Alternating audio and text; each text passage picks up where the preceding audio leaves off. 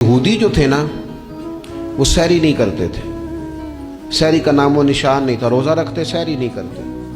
तो नबी पाक सल्लल्लाहु ताला अलैहि वसल्लम ने फरमाया हमारे और यहूदियों के दरमियान फ़र्क ही सहरी का है। और नबी पाक सल्लल्लाहु ताला अलैहि वसल्लम ने फरमाया सहरी खाया करो, सहरी खाने में बरकत है। और अगली बात सुननी है आपने तो खुश हो जाना है, सहरी को मामूली ना समझे, सहरी करना इबादत है।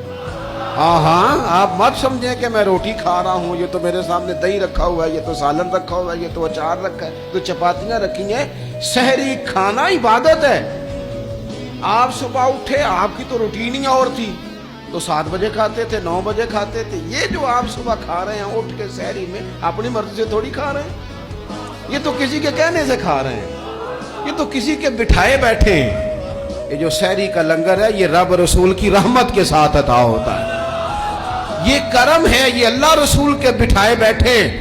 क्या मेरे रसूल पाक सल्लल्लाहु ताला अलैहि वसल्लम ने बात खोली है, तरगीब व तरहीब में हदीस है। अल्लाह करे ये कभी चस्का लग जाए, ये वाला मजा आ जाए, तो फिर तो घर में दस्तरखान नहीं बिछा हुआ होगा, फिर तो रंग ही कोई और होगा।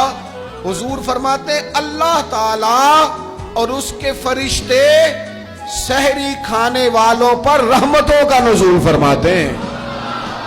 खाई रोटी जा रही है, पका हुआ खाना है, लेकिन हुजूर फरमाते हैं रब भी रहमतें फरमा रहा है और अल्लाह के हुक्म से फरिश्ते भी रहमतों का नुज़ूल कर रहे हैं।